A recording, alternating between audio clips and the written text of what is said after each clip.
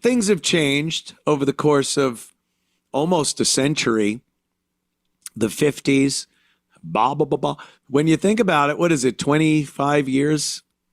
Another 25 years and 2050?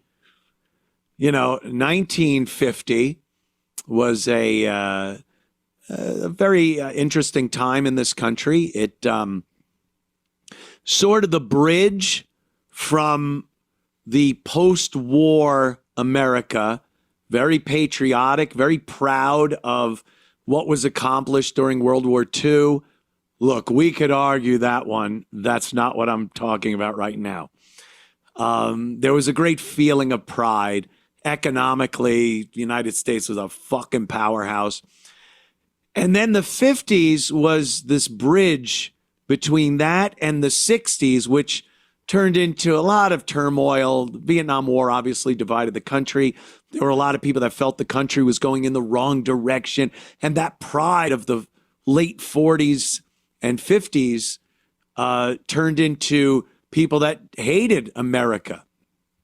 And we've just seen that throughout, to this very day, this disdain for American institutions and traditions and tearing down things that were great in this country. And it just has been going that way since the 60s. So the 50s has a special place in people's hearts as a very happy, although naive time in this country. The way people were portrayed, especially on television, wasn't very realistic. Ozzie and Harriet kind of thing, and the dad and the mom and the kids and the troubles they had were very inconsequential. But it was endearing. It conjures up a great feeling of nostalgia for some people that actually lived during those times. And looking back on it, you go like, oh boy, if that was our biggest fucking problem. So that brings me to Leave It to Beaver. I saw this clip someone posted of an episode of Leave It to Beaver, and I remember this episode, and it's very funny. But this was trouble. This was like Beaver getting in trouble at school, and it's because of his clothes, something he was wearing. And you think about today, what goes on in schools. We see so many videos of these just animals beating up teachers. And as far as clothes go, big fat whores with their asses and tits hanging out, and shirts with threats of murder written on them. And, there was such a standard. That's another thing. In the 50s, there was a standard. If you were going to school, you made sure you were dressed for school. Now there's no such thing as being dressed for school. And I'm not waxing fantastic about the old days here. I wasn't even around in the 50s, oddly enough, much to people's chagrin. But, and I think a lot of it was artificial. Don't get me wrong. I'm not thinking, oh, what a wonderful time. A lot of it was presented to America in a way that made it look like it was very innocent and whatnot. Hence why I said we were naive. America was naive at that point. But Ward Cleaver has to go to the principal, which is a woman at the elementary school, and talk to her about Beaver, because Beaver and his friends went and bought these sweatshirts or sweaters or whatever they were with freakish faces on them. And I kind of remember this. They almost looked like those old trading cards or magazines where the guy was in a dragster and his eye sockets were pulled back and his teeth, and it was really weird looking. It was kind of like that.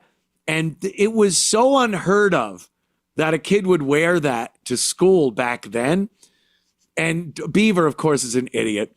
He made a deal with the rest of his friends. They would buy these shirts and then all wear them to school the next day. well, who do you think was the only one wearing it to school? Yeah, like that. Sort of, it was sort of the preface of that. That's exactly the one I was thinking of too, Sean. Those were so cool back in the day. So dumb Beaver wears it to school and he's the only one, so he gets in trouble. But Ward, seeing it for the first time, he's shocked. Like Beaver said, oh yeah, I sucked Eddie Haskell's cock, Dad, I'm gay. Ward is just completely floored. And, imagine this being the worst thing going on in schools. I just find it funny and a little interesting and a little telling of where we are now and where we were and the unbelievable differences between it. So here's a little Leave It to Beaver. Hey, we're lucky they got some left. Boy, are they ever neat. Look at the fangs on that one. Come in, Theodore.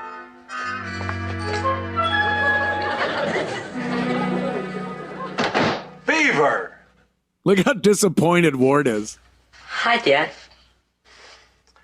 Mrs. Rayburn, I assure you, we had no intention of Beaver coming to school looking like this. Well, I wouldn't think so.